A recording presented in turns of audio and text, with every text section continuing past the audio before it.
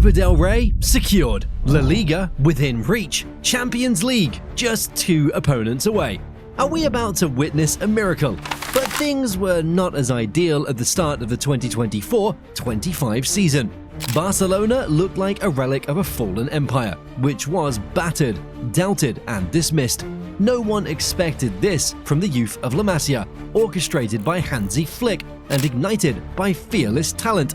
They didn't just survive, they stunned the world by humbling Real Madrid, claiming trophies, and now, with La Liga in sight and the Champions League within reach, the whispers of a treble grow louder. Is this the greatest comeback in modern football? In this video, we break down the rise, the risks, and the revolution of world football unfolding in Catalonia. But first, let's talk about how they started the season. At the start of the 2024-25 season, the whispers were louder than ever. They're finished. No money, no Messi, no miracles. La Liga was lost, and the way they were eliminated from the Champions League by PSG due to inexperience was heartbreaking. A club once feared across Europe now looked like a faded dynasty clinging to nostalgia. But what few saw coming was the storm quietly brewing in the bowels of La Masia. They were not just a new generation of talent, they were a complete ideological reset.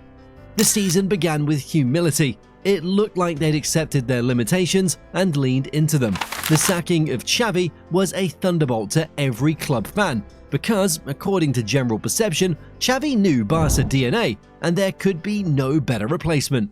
However, instead of chasing short-term fixes, the club management embraced a long-term project centered around youth development and system-oriented football, which Xavi lacked with all due respect.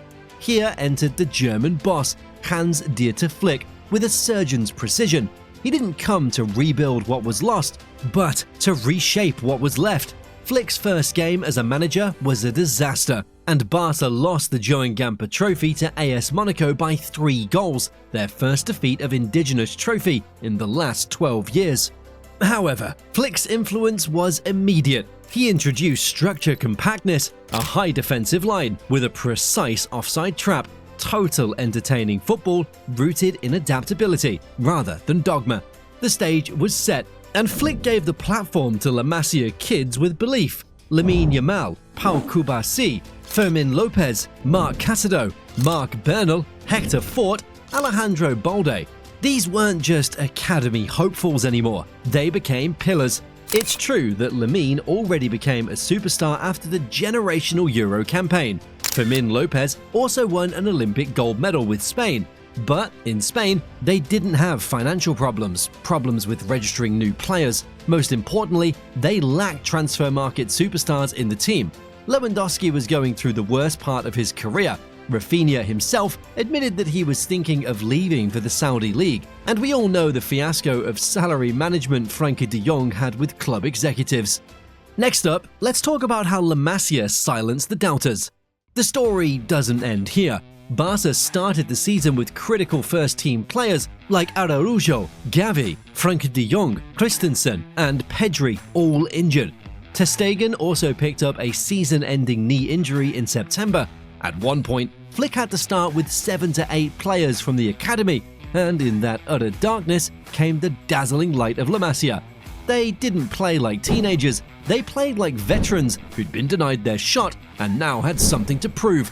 Their football wasn't always flashy, but it was fearless, forged in high pressing, positional intelligence, and a ferocity Barca hadn't shown since their Guardiola peak. The start was silent, though they won hard-fought games. Suddenly, we watched them thrashing Valladolid by 7-0. That was the start of something brilliant. After that, each game became a statement win. Hansi Flick started to show his magic of direct football. This wasn't the Barca anymore that tries to keep possession and control the game. They were chaotic, but for the opponents, they mastered the art of offside traps and at times learned to overload the midfield, with defenders and midfielders all very near to each other. So, this wasn't a club in crisis anymore. It was a team that had rebuilt its soul, a team that no longer feared failure because they'd already lived it and survived it. They stopped trying to imitate their past and started carving a new identity. Slowly, the doubters grew silent. and in their silence, FC Barcelona found their roar. How about the trophies they've already secured or dominated?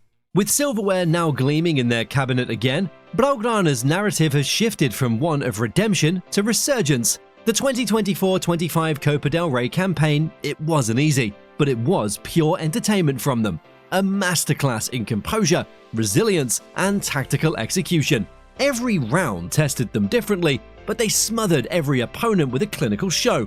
After dismantling Real Betis and Valencia by 5 goals each, the semi-finals were against Diego Simeone's Atletico Madrid, who had everything on the line and could go to war for a win. However, Flick controlled the second leg with a 1-0 victory after a chaotic 4-4 draw in the first leg. However, the crown jewel was the final, a 3-2 victory against Real Madrid. More than the victory itself, it was the belief that the team had despite playing without 2 key players in the form of Lewandowski and Balde. When Ancelotti made aggressive subs like Mbappe, Arda Güler, Modric and Brahim Diaz, Hansi Flick had no super sub because Ferran had already started the game and Lewandowski was injured. So, Hansi again had to rely on the academy kids, and how brilliantly those kids responded. They fought for 120 minutes despite fatigue and exhaustion and completed the comeback against Real Madrid with arguable referee mistakes. The Spanish Super carried similar weight, though viewed as less prestigious. This year's edition felt symbolic. It wasn't just another trophy, it was the first test of Hansi Flick's students in the final. Before the final, they were shaky, and Real Madrid was picking up the form at the right time. When it looked like Real Madrid would win another trophy, and this youth of Catalonia could not manage knockout football, they thrashed Madrid 5-2 in the final. Perhaps it could have been the famous 8-2 if Szczęsny had not picked up the red card in the 56th minute. La Liga, meanwhile, has been about sustainability. Not just a sprint, but a marathon. Flick's rotation has kept key players fresh while trusting the bench, a dangerous but ultimately very necessary tactic. They led the table by 4 points, not just because of brilliance, but because of balance. Where they once leaked late goals last season, they now close matches with discipline and more goals. With 89 goals in 33 games, Barca is again close to 100 goals after almost a decade, and the romantic past of MSN. However, beneath the numbers lies something deeper. There's a psychological shift. Barcelona players, they no longer look haunted by their past collapses. Those painful nights in Rome, Liverpool and Lisbon, they haven't been erased completely, but Flick has repurposed them. Now, with 2 trophies already in hand and the league nearly sealed, the question isn't whether they can win, it's whether they can withstand the pressure of expectation. Because when glory is this close, the weight becomes almost unbearable. But how about the Champions League mission? Every football viewer knows that the Champions League has been Barcelona's private torment after winning it in 2015, 10 years ago. It is the competition where their greatness unraveled, often in humiliating fashion. This season, that shadow still looms, but something feels different in the team's attitude and the words spoken by Hansi Flick at press conferences. It is very clear that they are not chasing redemption, they are creating the legacy. At the start of this year's campaign was again a nightmare of last year, where one key player picked up a red card and the team lost the game because of that. However, they made sure in the rest of the competition that no ghosts of the past would haunt them. After the initial loss, they defeated every opponent in the group stage and finished second in the table of 36. The real test they faced was against Benfica away from home in the round of 16. Pau Cubarsí picked up the red card in an important duel in the 22nd minute. Now they again had to play a knockout game with 10 men for almost 80 minutes. What followed that day would be remembered as an example of resistance in the modern history of the Champions League. In the smoky atmosphere created by Benfica fans to demoralize Barcelona, Szczęsny saw 26 shots that day without conceding a goal. Pedri gave a monstrous performance and picked up man of the match. In short, the whole team fought like Leonidas fought with 300 Spartans against the Persians. What sets this team apart now is the leaders in every department. Rafinha and Lewandowski are leading the score charts with 12 and 11 goals. They also lead the assists, with Rafinha having 7 and Fermin Lopez securing 5 assists. In midfield, Pedri does not just stop time when he has the ball at his feet, he also makes ball recoveries along with De Jong. 18-year-old Pau Cubarsí makes world-class interceptions, too good for his age, and he's formed a partnership with Inigo Martinez so good that Araujo has to sit on the bench. Koundé and Balde are excellent ball carriers who overlap with Yamal and Rafinha to overload flanks and make spaces for inside runners. In short, they look more than ready to meet the glory after a decade. Now, just 2 games stand between them and a name carved in history. However, the Champions League isn't just about football, it's about momentum, mindset, and moments. Small errors become headlines, a red card, a lapse in concentration, and there goes the dreams out of the window. Who knows this better than Blaugrana and their fans? They've suffered from it many times since 2017. What we all really want to know, though, is what could destroy their dreams. For all of Barcelona's momentum in the 2024-25 season, 2 already secured trophies and a Champions League final within reach, the road to a historic treble remains perilously fragile. Injuries are the most immediate threat. Key players have dropped at a very critical point. Alejandro Balde is expected to recover soon, but his absence has forced tactical reshuffling at left-back. Gerard Martin is not ready to offer what he does, and Flick does not want to play Hector Fort on the left flank because he is naturally right-footed. Rafinha's form is also getting disturbed because of Balde's injury.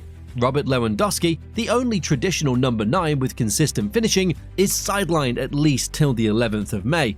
Marc Casado, a utility option across midfield and defense, is also out, thinning Flick's options further. In goal, Wojciech Szczęsny, who came as a mid-season solution, has replaced Iñaki Peña as the number 1 in 2025. His experience, it's been vital, but any knock to him now would be destabilizing, given how unsettled the goalkeeping situation has been all year. Moreover, Dani Olmo, despite his creativity, remains a constant injury concern. He's been brilliant when available, but has already been injured 3 times this season.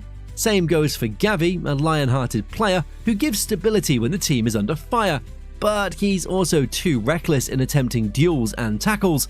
Pedri is doing his magic all this season, but his minutes management remains delicate. Push him too far, and history says he'll break down. Hold him back, and you'll lose a magician who controls midfield like no one in the world. The biggest danger isn't talent, it's a tight schedule that breaks down the players. Barcelona's fully fit 11 is brilliant, but when the bench is called on, can it hold the same standard? The dream is real, but so are the cracks beneath it. Most importantly though, can Barcelona shock the world? 10 months ago, no one was asking this question at all.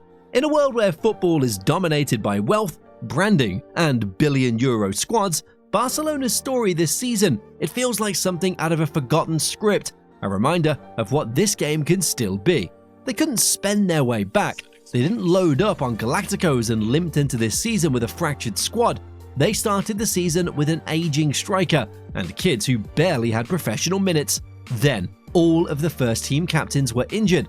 Hansi Flick wasn't seen as revolutionary, but a steady hand who would stabilize the ship.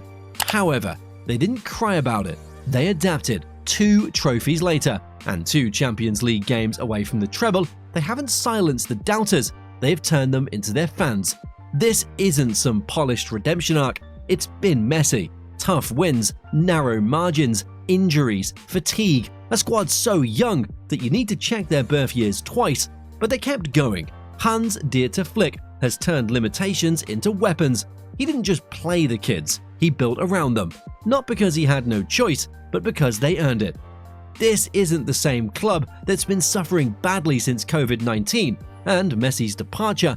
It's a new era of Blaugrana superstars. Lamine Yamal, Pau Cubarsí, Pedri, Xavi, Balde, Fermin Lopez, kids who grew up watching Messi, they're now carrying the badge he left behind. They don't play with fear, they play with fire. They still can lose everything, it happens in football.